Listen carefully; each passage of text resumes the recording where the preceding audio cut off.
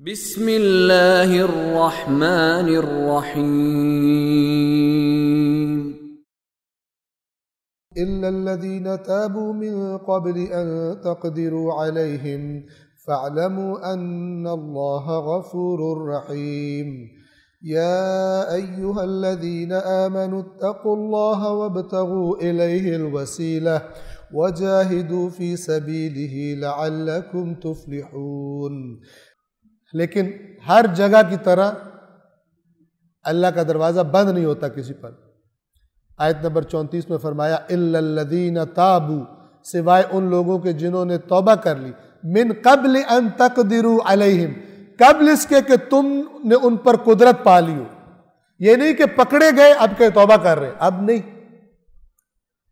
خود سے کسی کو خیال آئے اور پکڑے جانے سے پہلے توبہ کرے، آ کر ہتھیار ڈال دے کہ میں توبہ کروں، اس کا معاملہ اور ہے۔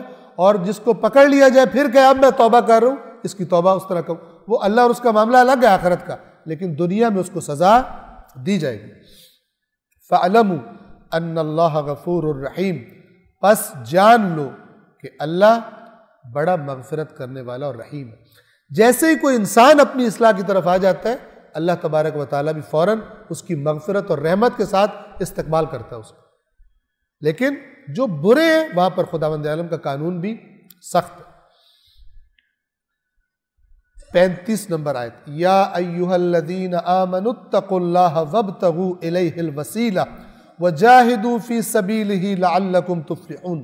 اے ایمان والو، اللہ کا تقوی اختیار کرو، اللہ سے ڈرو کہ اللہ نے جن کاموں سے منع کیا ان سے بچو، اللہ نے جن کاموں کو کرنے کا حکم دیا ہے انہیں نہ کرنے سے بچو، یعنی کرو، یہ سب تقوی۔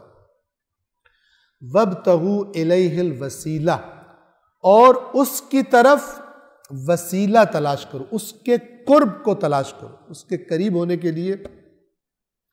وسیلہ قرب کو بھی کہتے ہیں، اس کا معنی نزدیکی قربت کا بھی ہوتا ہے، اور اس کا معنی اس چیز کا بھی ہوتا ہے جس کے ذریعے قرب تلاش کیا جاتا ہے، قرب حاصل کیا جاتا ہے۔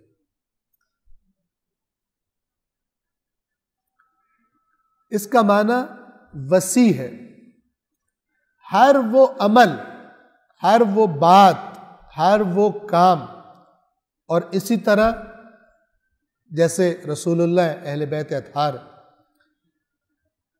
جو بھی سبب بن سکتا ہے خدا کے قرب کا۔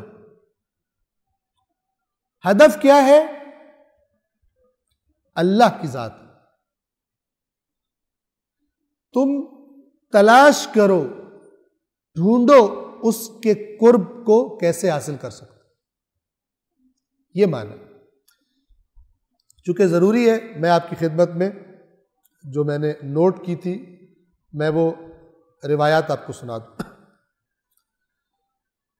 تفسیر میزان میں علامہ محمد حسین طباطبائی نے ایک روایت نقل کی ہے، اسی آیت کے ذیل میں امام علی علیہ السلام فرماتے ہیں،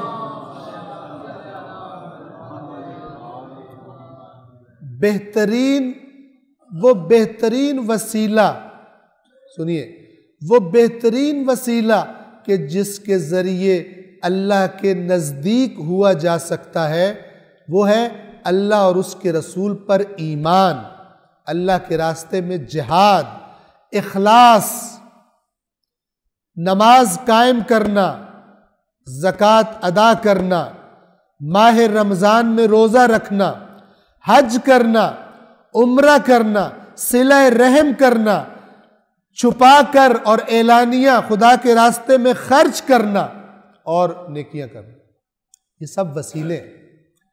وسیلے کا مطلب یہ نہیں ہے کہ مثلا صرف ایک جگہ محدود کر دیا جائے، ہر وہ بات، ہر وہ کام، جیسے کہ مولا نے نام لی، جو خدا کے قریب کرتے۔ اب آ جائیے رسول اللہ، اہل بیت اطہار وسائل ہیں، وسیلہ کی جگہ، ٹھیک ہے، قرب پروردگار۔ اس کا معنی کیا ہے؟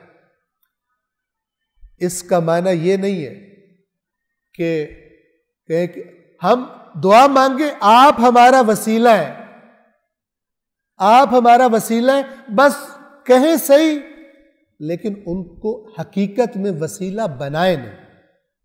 سمجھیے گا بات. آپ ہمارا وسیلہ ہیں، کیا مطلب؟ آپ سے دین سیکھا ہے ہم نے،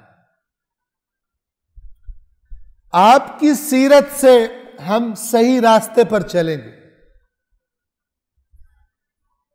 یہ مراد لیجیے.